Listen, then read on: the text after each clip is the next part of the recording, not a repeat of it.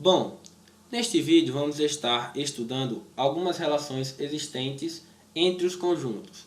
A primeira delas, que é a questão da igualdade entre conjuntos, ou seja, como eu posso saber se um conjunto X é igual a um conjunto Y?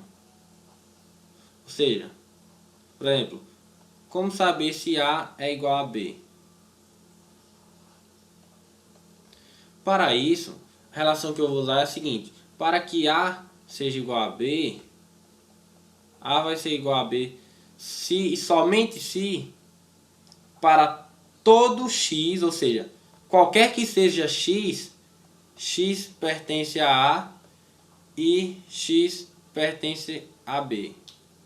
Vamos analisar isso aqui primeiro, ou seja, para que A seja igual a B, esse quantitativo aqui significa que todo, ou seja, cada um dos possíveis valores de X, aí a gente chega nessa parte, cada um dos valores de X, seja lá quais forem, X vai ter que pertencer a A, ou seja, X vai ter que ser elemento de A e X vai ter que ser elemento de B, ou seja, X também vai ter que ser, também vai ter que pertencer a B. O conectivo I aqui, ele serve para dizer que essas duas propriedades, ou seja, X pertence a A e I pertence a B, devem ser verdadeiras simultaneamente.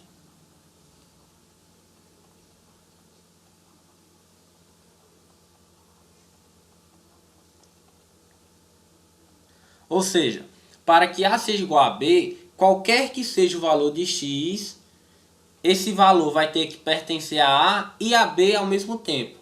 Ou seja, se nós tivéssemos, por exemplo, A igual a Azinho, Bzinho, para que fossem iguais, B também teria que ser igual a Azinho, Bzinho. Porém, algumas coisas que nós podemos subentender dessa relação que vimos de igualdade é a seguinte. Pode não parecer, mas se eu tiver, por exemplo, um conjunto Azinho, Bzinho e Czinho, e B for igual a Czinho, Bzinho e Azinho, apesar da ordem dos elementos, a ordem que os elementos aparecem, serem diferentes, esses dois conjuntos são iguais. Por quê? Porque, por exemplo, como é a relação de igualdade, como eu vou saber se dois conjuntos são iguais? Dois conjuntos vão ser iguais se qualquer que seja X, X pertencer a A e a B ao mesmo tempo, ou seja, simultaneamente. Vamos lá. Azinho pertence a Azão? Pertence. Pertence a Bzão? Pertence. Então a gente sabe que Azinho já é elemento de A e B ao mesmo tempo. Agora vamos para outro. Bzinho pertence a Azão? Pertence. E a Bzão? Também pertence. Aqui ele. Então A e B a gente já sabe que pertence aos dois. E agora o último elemento que nós temos, no caso C, mesma coisa. Czinho pertence a Azão? Pertence. E a Bzão? Bom, como a gente vê aqui, também pertence a Bzão. Consequentemente, esta relação aqui foi satisfeita. Então, A é igual a B. Então, eu posso dizer que A vai ser igual a B.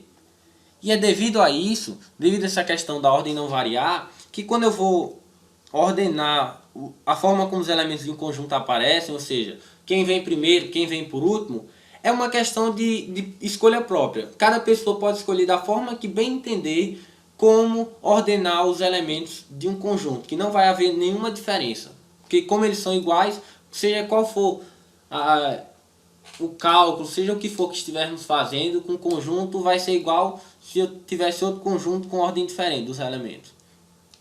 Agora, outra, digamos assim, não propriedade, mas outra consequência desta relação de igualdade é a seguinte. Se eu tiver, por exemplo, o conjunto A igual a Azinho, Azinho, Bzinho, Bzinho, Czinho. e um conjunto B igual a Azinho, Bzinho e Czinho. Bom, apesar de em A o elemento Azinho e Bzinho serem repetidos duas vezes, o conjunto A e o conjunto B vão ser iguais. Por quê? Vamos voltar de novo à relação. Como é que eu sei se um conjunto é igual ao outro? A é igual a B. Se qualquer que seja x, x pertence aos dois. Vamos lá. Azinho pertence a Azão? Pertence. E a B? Também. Outro Azinho pertence a Azão? Pertence. E a B? Também. Bzinho pertence a Azão? Pertence. E a Bzão? Também. O outro Bzinho, a mesma coisa. Pertence a Azão? Pertence. E a Bzão também. E por último, Czinho pertence aos dois. Consequentemente, a relação de igualdade foi satisfeita. Então, eu posso dizer com toda certeza que A é igual a B. E é por causa dessa consequência da relação de igualdade que quando eu vou representar um conjunto, eu não repito os elementos, porque vai ser algo desnecessário e inútil, pois os dois conjuntos vão continuar sendo iguais. Ou seja, eu não preciso repetir os conjuntos de um elemento, vai ser desnecessário e só vou perder tempo. Agora, a próxima coisa que temos que ver é a questão de subconjuntos ou subconjuntividade. Nem sei se essa palavra existe, eu inventei agora. Bom, se a gente quebrar a palavra subconjuntos, primeiramente a gente vai ter conjuntos, que a gente já viu, é a reunião de várias coisas em um mesmo lugar. E a outra coisa que nós temos é a questão de sub. Bom, este sub não estando sendo utilizado como normalmente é na língua portuguesa, por exemplo, esse sub quer dizer que um conjunto X é um dos elementos de Y, que sendo Y e X conjuntos. Ou seja, como a gente viu, um conjunto pode conter tudo, incluindo outros conjuntos. Então essa questão de subconjuntividade é justamente isso. Um conjunto sendo... Essa questão de subconjuntividade é justamente isso. Um conjunto é elemento de outro conjunto. Bom, e como eu digo isso? Se eu quiser dizer, por exemplo, que A é subconjunto ou é um dos elementos de B, como eu farei? Eu farei da seguinte maneira. Quer dizer, usando esse símbolo. Eu vou usar uma cor diferente para esse símbolo porque em alguns exemplos adiante nós vamos estar utilizando conjuntos C e para não confundir ele vai ter uma cor diferente. Bom, e o que esse símbolo significa? Bom, ele é chamado de... é um símbolo de inclusão, ou seja, ele está incluindo algo, nesse caso, o conjunto à esquerda, no conjunto à direita. Aí como eu leio essa digamos, frase? Bom, eu vou ler da seguinte forma. A está contido em B, ou A é parte de B. Ou seja, A é um elemento de B. Se eu tivesse no diagrama de Venn, por exemplo, seria da seguinte forma. Se eu tivesse B representado aqui, conjunto A estaria dessa seguinte forma. Ou seja, o conjunto B compreende todos esses elementos, incluindo o próprio conjunto A. Ou seja, A é parte de B. Todo elemento que pertence a A também pertence a B. Já o inverso, ou seja, se eu quiser dizer que um conjunto A não está contido em B,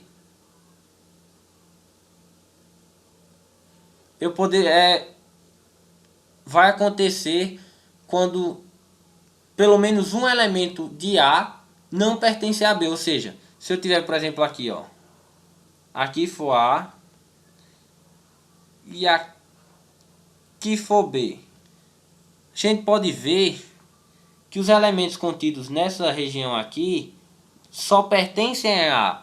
Consequentemente, A não está contida em B, porque uma pequena parte de A, nem que for somente um elemento de A, não pertence a B. Então, consequentemente, toda a questão de inclusão não vai ser satisfeita e por isso A não vai estar contido em B. Se a gente quiser expressar essa relação de um estar contido em outro, forma escrita é da seguinte maneira: A está contido em B se e somente se qualquer que seja o x, ou seja, todo x, se x pertence a A, x pertence a B.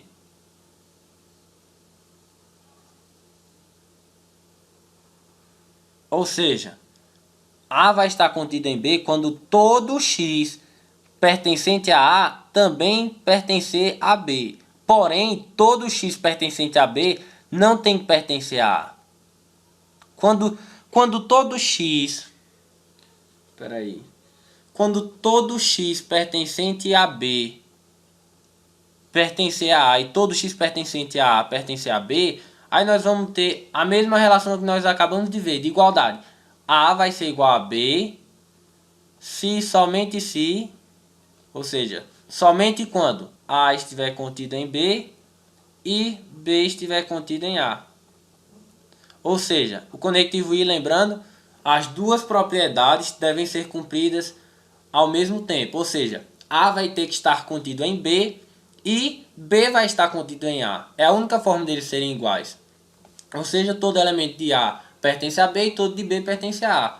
Seria, por exemplo, num diagrama de Venn da seguinte forma. Aqui. Se eu tiver, por exemplo, A foi igual a este conjunto. Para A ser igual a B, é como se B fosse esse mesmo conjunto, só que em vez de ser representado através da mesma letra A, ele foi utilizado outra letra para representá-lo, mas são o mesmo conjunto, ou seja, tudo que está aqui pertence a A e a B ao mesmo tempo, ou seja, B está contido em A e A está contido em B. Agora, a próxima coisa que temos que ver é algumas propriedades relacionadas à inclusão. Bom, e quais seriam essas propriedades? Bem, a primeira delas, como a gente viu anteriormente, a questão do conjunto vazio é a seguinte: o conjunto vazio sempre vai estar contido em qualquer que seja o conjunto A. Por quê? Porque se a gente lembrar, o conjunto vazio ele não tem nenhum elemento. Então, se o conjunto A tiver nem que seja um elemento ou nenhum, o conjunto vazio está contido nele. Por quê? Porque digamos que A vai ser igual a Azinho apenas. O conjunto vazio não tem nenhum elemento. E aqui tem um. Então, o vazio está contido lá. Da mesma forma como o conjunto vazio está contido nele mesmo. Como a gente vai ver nessa propriedade aqui. Ou seja, essa questão do conjunto vazio estar contido em todo o conjunto é porque, como ele não tem nenhum elemento, todo elemento que pertence a ele também pertence a qualquer outro conjunto. Porque ele não tem nenhum elemento. Ficou meio confuso, mas... A próxima propriedade que temos é a chamada reflexiva. Lembrando que esses nomes eu só coloquei por questão de curiosidade, não precisam ser decorados. Não há necessidade. A está contido em A. Ou seja, A é igual a A e todo elemento que pertence a A também pertence a A. Bom, isso é lógico, mas de outra forma que a gente pode ver é da seguinte. Digamos que A está aqui. E isso daqui seja um espelho. A vai se olhar no espelho antes de sair. O que ele vai ver no espelho? Bom, a menos que aconteça algum evento sobrenatural, A vai ver ele mesmo no espelho. Está um pouquinho mais gordo, mas enfim. A vai ver ele mesmo no espelho. Ou seja, por quê? Porque o espelho vai refletir tudo que está vindo a ele. Ou seja, A é igual a A. Por isso, quando A se olha no espelho, ele vê A. Agora, a próxima propriedade é chamada antissimétrica. É antissimétrica porque não há simetria. Meio óbvio. Agora o que seria isso? Bom, é justamente o que a gente viu antes, que quando um conjunto A está contido em um conjunto B e B também está contido em A é igual a B. Porque a única diferença é que o mesmo conjunto está sendo representado através de letras diferentes, o que não influencia em nada. Agora a próxima, a chamada transitiva, que seria quando A está contido em B e, ou seja, os dois acontecem ao mesmo tempo, simultaneamente, B está contido em C, então A está contido em C. Bom, vamos olhar da seguinte forma. Digamos que aqui a gente tem A. E como a gente viu aqui que A está contido em B, então seria como se fosse aqui. B seria esse conjunto. Porém, o que a gente viu aqui, através do conectivo I, que quer dizer que os dois acontecem ao mesmo tempo, B está contido em C. Ou seja, se a gente tiver aqui B, a gente vai ter aqui C, porque B está contido em C. Porém, se a gente simplesmente juntar ou somar essas duas relações, essas duas imagens, o que vamos ter? Vamos ter C aqui. Vamos ter B aqui, contido em C. E por último, nós vamos ter justamente A contido em B. Só que se a gente parar para ver, tudo que pertence a A também pertence a C. Então quer dizer que A está contido em C. E é isso que a gente viu. Se A está contido em B e B em C, então A está contido em C, como a gente pode ver aqui. Agora uma relação, não é relação, é um tipo de conjunto, na verdade. Nós temos o chamado conjunto das partes. O que seria o conjunto das partes? O conjunto das partes é aquele conjunto que vai reunir todos os elementos pertencentes a A. Ou seja, digamos que eu queira o conjunto das partes de A. Primeiramente, o conjunto das partes ele é representado através de um P. Não é P de Paula, é P de partes. Digamos que eu quero o conjunto das partes de A. Isso aqui vai ser igual a todo conjunto X, tal que X está contido em A. Ou seja, X é subconjunto de A. Como assim? Bom, o conjunto das partes ele vai ser composto por todos os subconjuntos de A. Ou seja, todos os conjuntos pertencentes a A. A gente também pode falar todos os elementos de A. Por quê? Digamos que eu tenha, por exemplo, A foi igual a apenas Azinho. Quem será o conjunto das partes de A? Bom, será igual a conjunto vazio, como a gente viu aqui nessa relação, que o conjunto vazio é subconjunto de todo o conjunto, e Azinho. A gente coloca entre chaves porque a gente não está representando apenas um elemento, a gente está representando conjunto. Um conjunto formado pelo elemento Azinho. Porém, como o conjunto das partes é um conjunto, seus elementos devem ser sempre postos entre chaves. Apesar de serem conjuntos, eles também vão estar entre chaves. Agora, assim, uma coisa que a gente descobre com relação ao conjunto das partes é que o número de elementos do conjunto das partes de A vai ser igual a 2 elevado a n, sendo que esse n é igual ao número de elementos de B, de A, quer dizer, o número de elementos de A. Bom, esta relação e a explicação dela a gente só pode ver quando estivermos estudando análise combinatória, porque é um assunto mais avançado, mas, assim, é algo que a gente vai utilizar bastante em questões, principalmente, porque dessa forma eu não preciso. A é igual a, sei lá, todos os números de 0 até 500. Bom, eu não vou ficar fazendo isso elemento por elemento das partes de A, porque vai demorar um bocado. Então, em vez disso, para saber quantos elementos pertencem às partes de A, eu vou simplesmente usar essa relação, 2 elevado a n, ou seja, 2 elevado ao número de elementos de A é igual ao número de elementos do conjunto das partes de A. Vamos fazer mais um exemplo só para fixar melhor. Digamos que eu quero o conjunto das partes de A, sendo que A é igual a Azinho, Bzinho e Czinho. Bom, o conjunto das partes de A vai ser igual a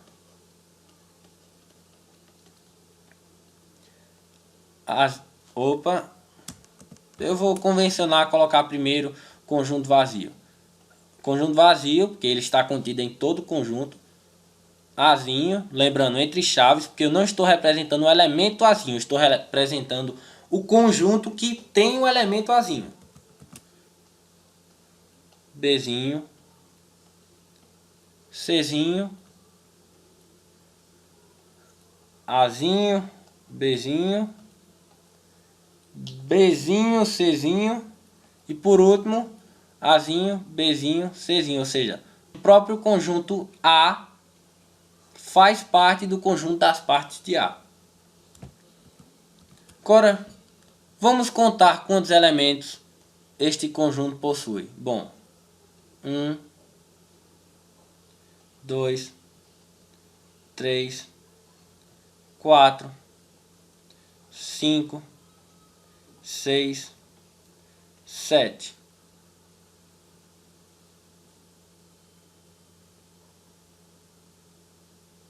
Opa, já estava errando, eu esqueci de mais um elemento que seria A, C, 7 e por último, o quase esquecido, esqueceram de mim, 8. Bom, tem 8 elementos. Agora vamos usar aquela relação para ver se isso está correto.